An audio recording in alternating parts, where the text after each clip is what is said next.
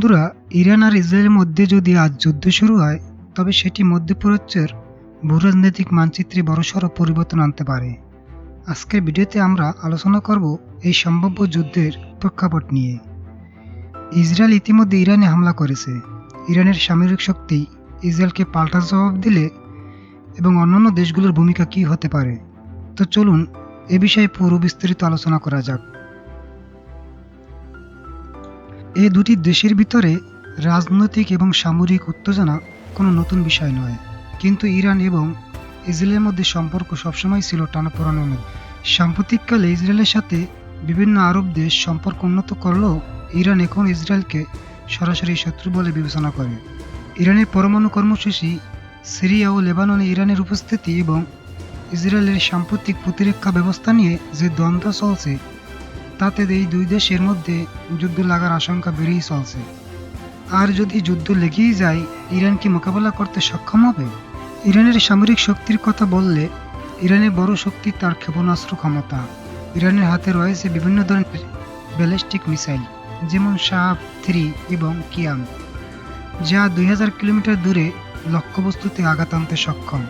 এছাড়াও ইরানের আছে বিভিন্ন ধরনের ড্রোন, যেমন শাহেদ সিরিজের বেশ কিছু ড্রোন, সেগুলো শত্রুর বায়ু প্রতিরক্ষা সিস্টেমকে আক্রমণ করতে সক্ষম। সেগুলোকে অত্যন্ত শক্তিশালী বলে মনে করা হয় ইরানের সামরিক বাহিনীতে। এবার দেখা যাক ইরানের সামরিক বাহিনীর সংখ্যা কত। যদি কখনো কোনো একটি দেশ যুদ্ধে জড়িয়ে পড়ে, তখন তাদের সামরিক বাহিনীর সংখ্যা গুরুত্বপূর্ণ ভূমিকা পালন করে থাকে। এতে করে কিছুটা হলেও শত্রুপক্ষ তাদের প্রতি দুর্বলতা কাজ করে। ইরানের সামরিক বাহিনীতে আছে প্রায় 5 লাখেরও বেশি সক্রিয় সেনা সদস্য এবং প্রায় 60,000 IRGC Islamic revolutionary guard corps সদস্য, যারা বিশেষ সামরিক কৌশলে প্রশিক্ষিত। তবে ইরানের সামরিক শক্তির প্রধান দুর্বলতা হল এয়ারফোর্স একাডেমি। ইরানের বিমান বহরে অনেক পুরনো এবং পাশাপাশি আপনি যদি ইসরায়েলের দিকে লক্ষ্য করেন, তাদের ভান্ডারে রয়েছে আধুনিক সব যুদ্ধ বিমান, যেমন ধরুন অত্যাধুনিক শক্তিশালী F-35 এবং F-16। এর সাথে ইরানকে মেলানো একেবারেই অসম্ভব। এক্ষেত্রে বলা যায় ইরান অনেকটা দুর্বল। অপরদিকে আমরা ইসরায়েলের সামরিক বাহিনীর সংখ্যা দেখি, তাহলে দেখব ইরানের তুলনায় অনেকটা ইসরায়েল এগিয়ে আছে। এর কারণ ইসরায়েলের প্রত্যেক নাগরিককে 18 বছর হলে সামরিক বাহিনীর প্রশিক্ষণ বাধ্যতামূলক করা হয়েছে। আপনি কি বুঝতে পারছেন তাহলে পার্থক্যটা কোথায়? তাহলে ইসরায়েলের সক্রিয় সামরিক বাহিনীর সংখ্যা কত? হ্যাঁ, ইসরায়েলের সামরিক বাহিনীর মোট 1,70,000-এর মতো সক্রিয় সদস্য রয়েছে এবং প্রায় 4 লক্ষ রিজার্ভ সদস্য রয়েছে। এটি প্রতিরক্ষা বাহিনী ইসরায়েল ডিফেন্স ফোর্স বা IDF নামে পরিচিত এবং স্থল, নৌ ও বিমান শাখায় বাহিনীর সদস্য বিভক্ত। ইসরায়েলের সামরিক বাহিনীকে তীব্র আধুনিকরণ করেছে বিশেষ করে তাদের আকাশ প্রতিরক্ষা ব্যবস্থা, ইসরায়েলের আয়রন ডোম, ডেভিডস সিলিং এবং এরো সিস্টেম। এইসব আকাশ প্রতিরক্ষা ব্যবস্থা ইরানের বেশিরভাগ ক্ষেপণাস্ত্রকে আকাশেই ধ্বংস করতে সক্ষম। ইসরায়েলের হাতে আছে অত্যাধুনিক ফাইটার জেট, যেমন F-35, যা প্রযুক্তিগতভাবে ইরানের বিমান বাহিনীর চেয়ে অনেক এগিয়ে।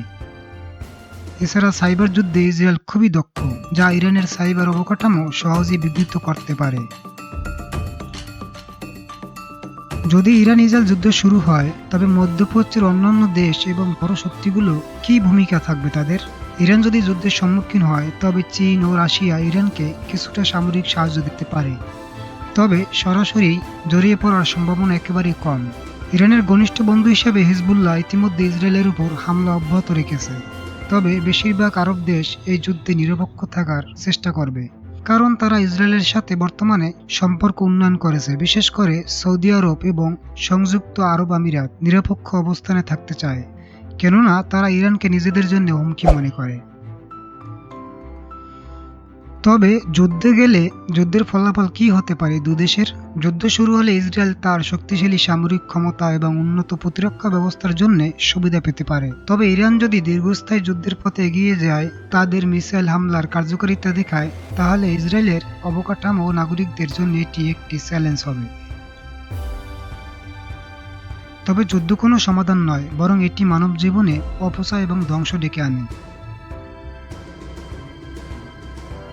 তবে এটা সত্য যে ইসরায়েল সবসময় মুসলিমদের বিরুদ্ধে সন্ত্রাসী ভূমিকায় অবতরণ হয়। বন্ধুরা, এই ছিল ইরান ও ইসরায়েলের মধ্যকার যুদ্ধের পরিস্থিতি নিয়ে কিছু সামান্য তথ্য। আপনাদের ভিডিওটি কেমন লেগেছে কমেন্টে জানাতে পারেন। আজকের মতো এখানেই বিদায় নিচ্ছি।